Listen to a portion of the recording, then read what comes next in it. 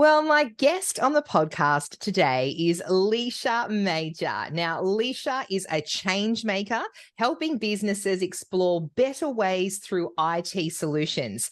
Leisha has more than 25 years of experience in IT, and she's enthusiastic about making a positive difference in how customers operate their businesses. She runs the POP team based out of Sydney, Australia, with her husband, Peter, and they are a business that prides itself on family values, innovation, and connection.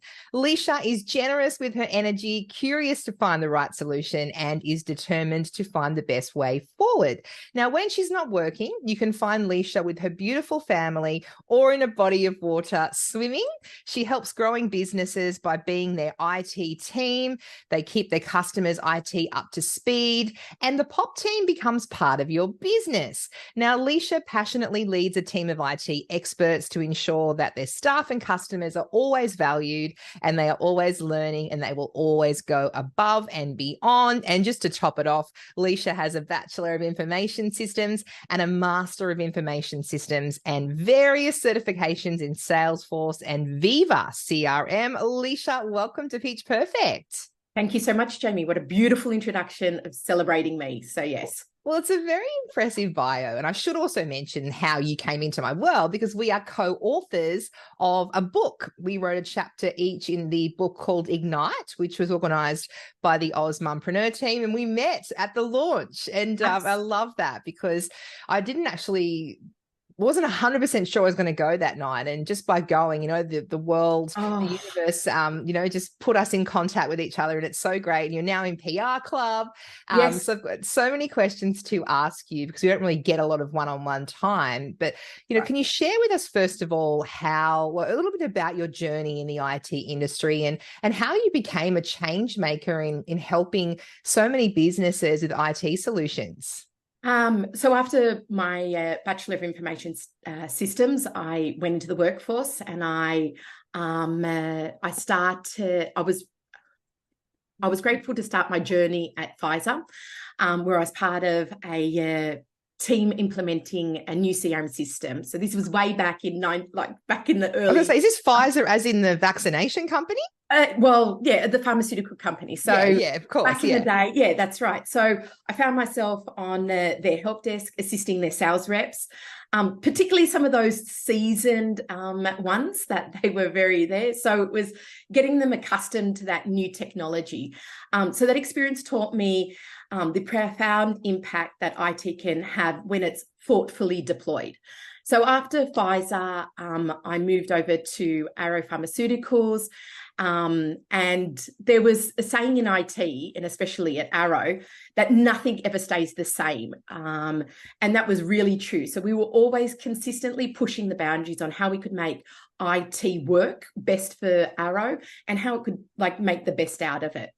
Then I moved into a consultancy role for implementing various the CRM systems, so Viva and Salesforce for various pharmaceutical companies. So you can see there's a pharmaceutical theme there. What I really noticed was that initial enthusiasm for the new system. The new system is going to change everything. It's going to be fantastic.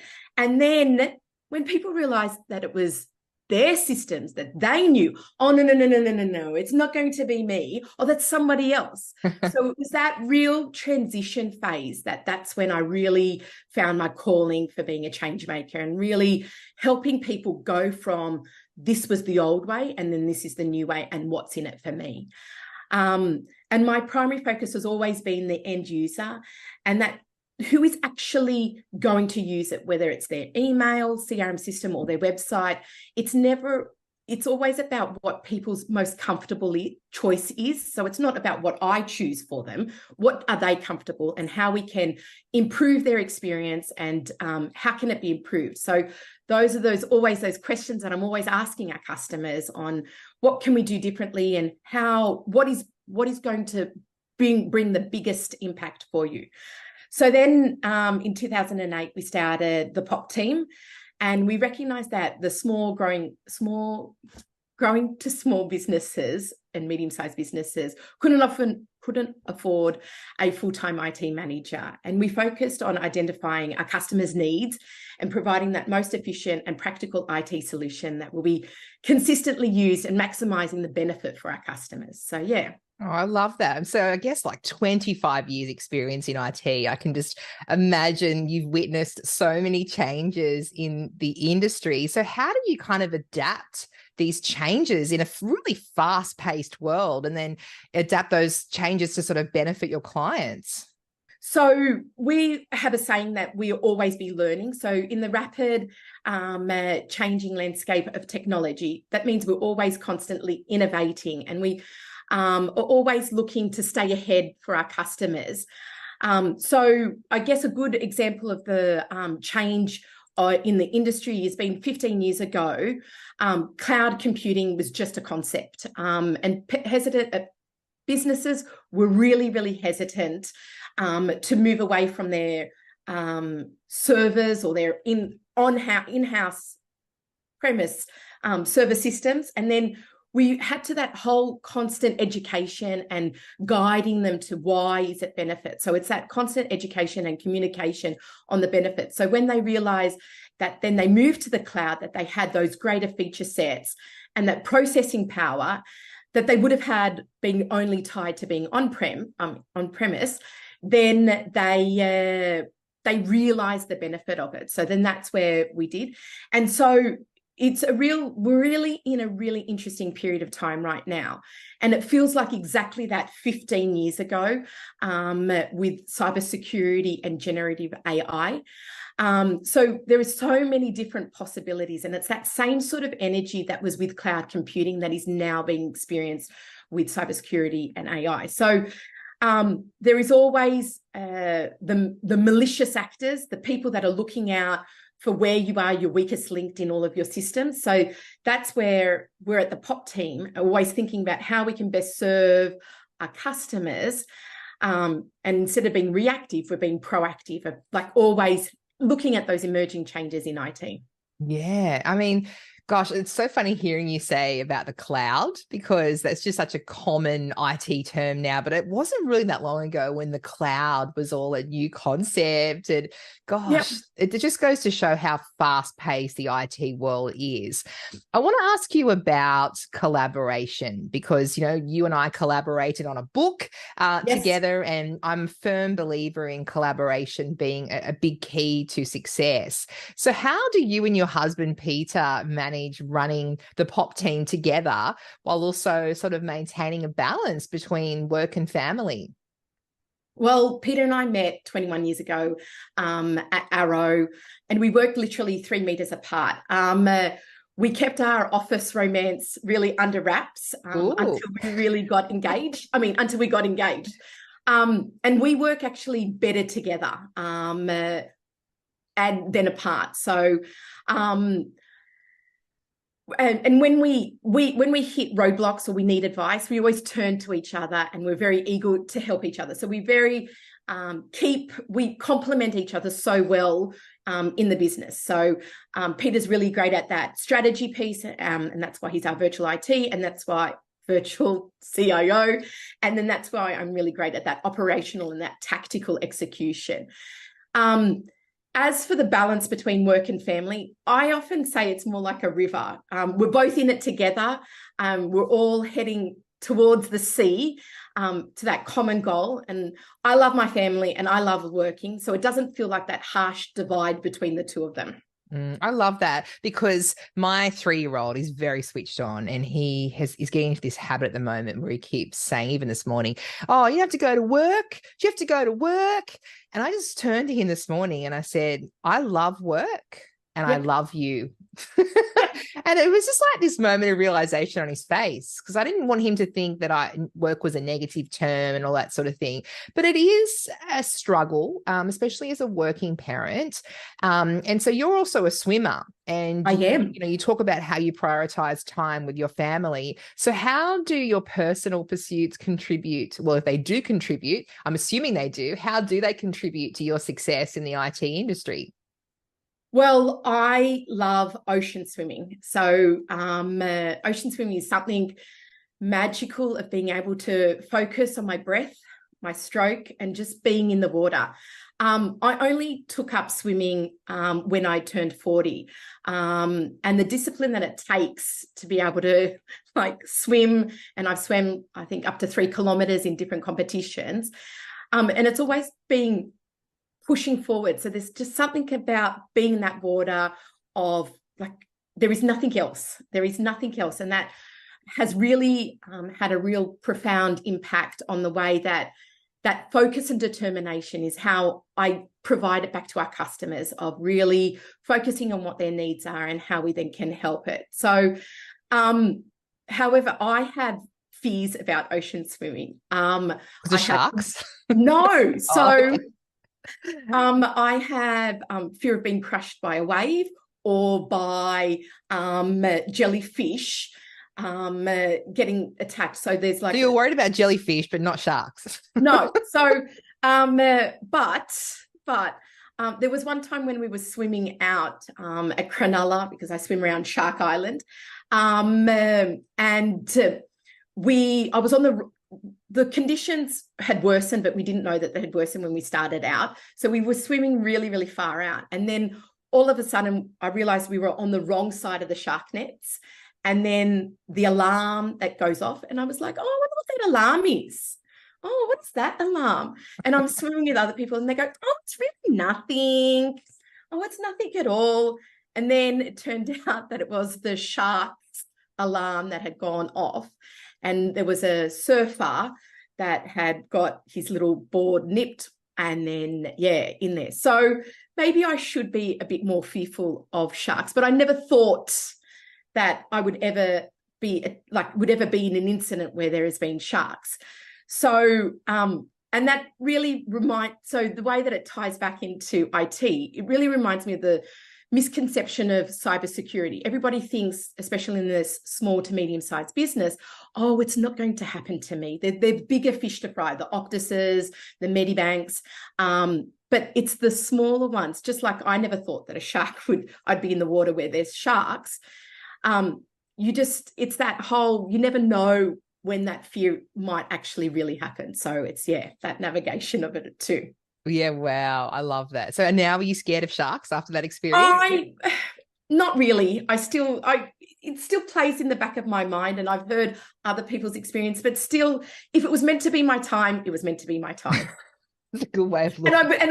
And I love the ocean so much that, yes, Oh, that's good. Well, hopefully that's a once in a lifetime thing anyway. I mean, surely that won't happen to you twice. Touch yes, wood. That's right. Hearing you speak, Leisha, and the time that I met you as well, it's really obvious that you have a huge commitment to your staff and your customers. Have you got any stories that really, I guess, exemplify? I'm putting you on the spot here, but exemplifies the dedication and the positive impact that you have on your staff and customers? So we have really long-term customers, and I guess that's a real testament to the way that we work. So we had one of our customers right at the beginning wanted a part-time IT manager and a part-time IT. They're an American company. They have IT on the East Coast, and they couldn't find anybody IT locally. And that time zone of being able to get help overseas is just like a killer, that you can't wait when something is broken in there. So we became their IT team and that real liaison between the US and here in Sydney. And we educated them on cloud, and again, took them on that journey, helped them implement Salesforce. And they were a real office-centric business. Like, everybody always came into the office. Everybody was always there. So we've been pretty much remote first since 2016. So we've always been able to navigate and build a really strong IT culture in the POP team of really being connected. So when COVID hit, this customer, we were able to really show how to build that connection, how to build that collaboration, and then just keep on working. And because we've been there for so long, it's always the small tasks. It's always always those above and beyond feelings that we keep on providing.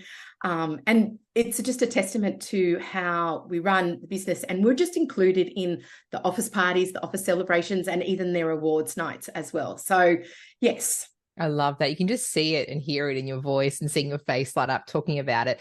One other question I want to ask you, and I'm putting you on the spot here, but I saw some images. I was in London when the Osmompreneur conference and Osmompreneur awards were on this year in 2023. And I saw photos of you mixing with people, and you had some sort of anecdotes, some stories of women that you'd met that have really changed your life, your career. Is that something which you have just recently placed importance on? That's networking and going to events and meeting, even like our book launch, where we all were strangers, and now we've got probably lifelong friendships and business relationships. Do you think that's really important as a business owner to put yourself out there and attend these types of events? Oh, I've got goosebumps just thinking about all of the beautiful connections that I've made in there. So in 2021, I think the second round of COVID, I really did a real big push forward to find my people and find different connections. So I have different sets of groups, and each one has enriched me and made me a better person and a better business as well. And Osmum, I'm still riding the high. Like, I don't know if you've been noticing on their Instagram, everybody's riding the high. And this year, this is my second year of doing Osmum, and Osmum has given me so much. I came into Osmum last year kicking and screaming. Somebody recommended me to do the awards, and I was just like, I don't want to do an award. I don't want to enter in the thing. And then my children wrote most of my words that first time. And it was so interesting hearing their words of what I do and all of the different advice that I provide, of like, that it's worse in your head than it is in real life. So if you're overthinking something, just do it. And I was just so shocked, because I think one of the questions was, what would be the advice that you would give to somebody who's starting out in business? And I was just really shocked of how much that swimmingness between family and business, of how much they hear inside it. So that first award, I also went to the conference. I was positive that I was going to win. But then that awards and meeting all of the people through the conference, that's where the magic is. The awards night is a very long night. Yeah, it is. I met all of those different people when they got up and when they did win, and I know why they won and why I didn't win. You had the magic of the room supporting you. And then this year, 2023's Osmum was just next level. Like, it was just the speakers. Every single speaker from, the Queen of Acknowledgement, Natasha, I can't remember her name, just blew me away with hers. I've already taken away how I do my acknowledgement to country, of just taking it and making it more personal. And as opposed to something that I recite, I've taken it and made it more meaningful to me. So, and then there was Cheeky K, Christina Carlson, and she just blew me away, of dreaming big. And sometimes you because when you get caught up in the day-to-day doing of stuff, like you have to send out the invoices, you have to chase your team up on them doing their tasks, just stepping back and dreaming big and knowing that, just having that power of the 200 women all in that room just was electrifying. Like, it was just every single speaker, Jess with Les, there.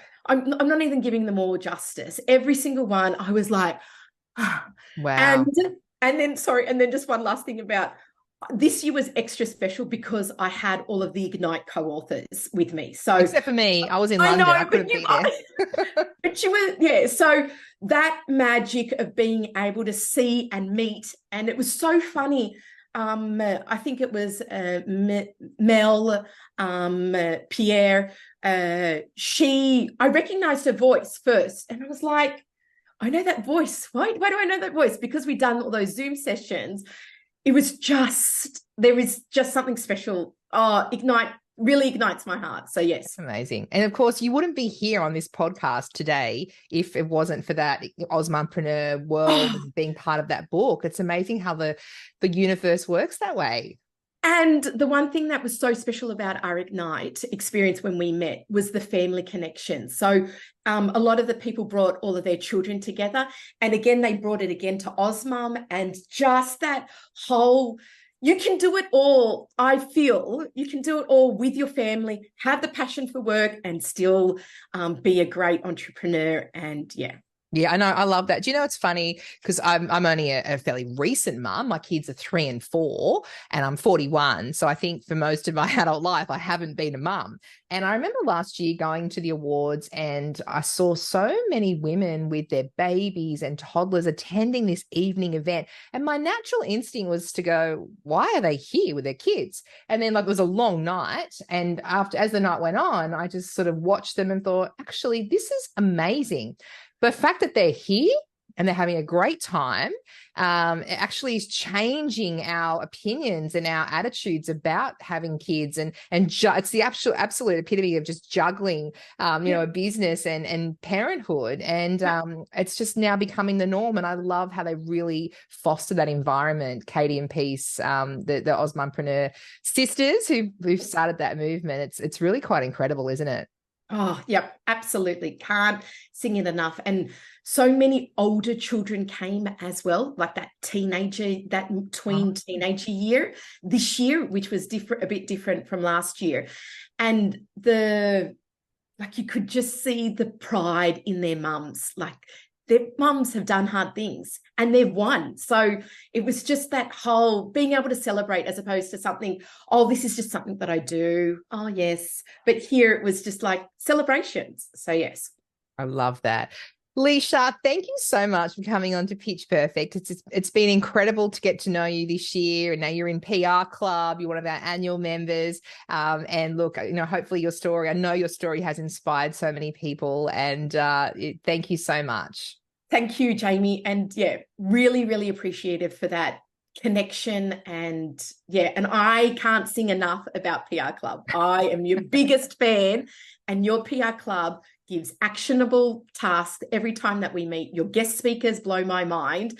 And yes, everybody join PR Club. Yeah, thanks. prclub.com.au. We can keep talking about that forever, but we better go. Thanks, Leisha.